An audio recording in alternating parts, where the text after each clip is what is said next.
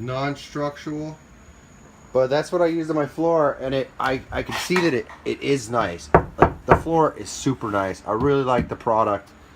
I used it on the inside here just to use some of it up, to wet it out and get rid of some of it.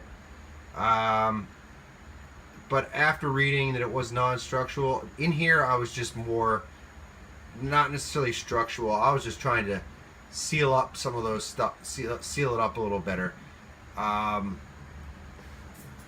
So I went and bought the 2-part, 1 to 2. So 1 part laminating resin to 1 or to 2-part hardener. Now I don't see what the difference is if I see the laminating, the resin itself is the same. You can see that's the same stuff.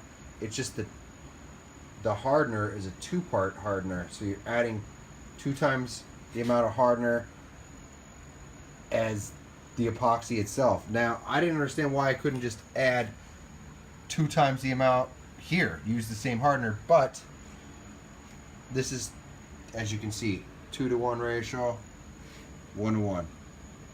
What's the difference if I just added twice as much hardener of the 1 to 1? But anyway, I actually, when I mixed this up, it did seem different, so I'm sticking with it. That's why I went with it. It's hardened up nice. It's easy to work with. It's half the cost of West Systems. I should have went there and just bought a gallon like this of the 2-part, because it would have been still half the cost of what I paid for the West Systems. Now, don't get me wrong. West Systems seems like a very it's a very nice product. I liked using it as well.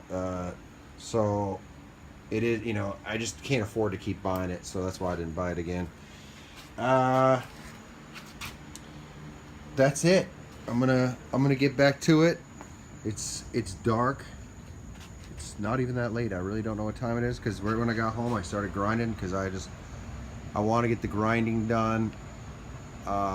It's just a nightmare grinding, laying underneath the boat, wearing goggles, fogging up on you.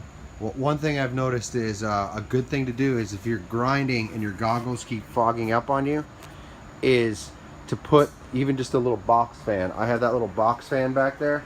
You just put that in the direction of behind you, whatever direction the dust you want it to blow, and kind of have it right behind your head, and it will keep your goggles from fogging up, which helps a lot, because otherwise they fog up within literally a minute and you can't see, and you're fighting and you're trying to grind blind.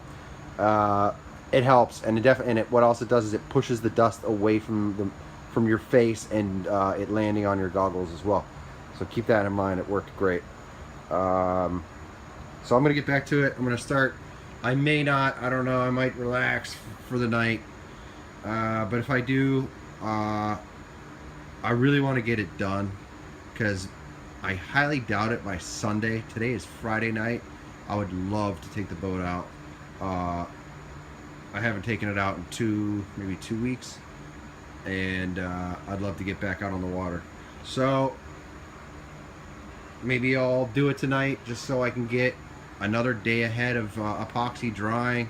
If I can get the strips in the front, I want to support that middle a little more, so that's why I'm going to do like a 3-inch strip and a 4-inch strip. After that's all done, I'm going to do in the back, I'm going to do one big piece over all of it, is what I was told to do. Is after you've done all your small parts, you know, you start small, then you go big. I've looked at videos. I have not found a lot of information on that. I've seen small patches being done, and like, you know, maybe a baseball size patch being done on a boat. And the one thing they do is they wet it out, and it did help, I will say, because I didn't do it on the inside. Is you can see on this piece right here, which I'm going to have to clean off to reuse now, but I took my piece, laid it on there, rolled it out until it was transparent, because that way you know that you got enough epoxy in the mat before you lay it on. And it was helped me underneath the boat, because it stuck right on. I was able to roll it out, and it kept it in place. I didn't have to fight it. It kept it from wrinkling and folding. It definitely is easier that way.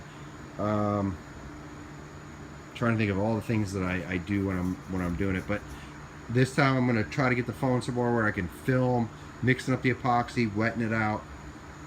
I'll show you guys in the next video. Thanks for watching.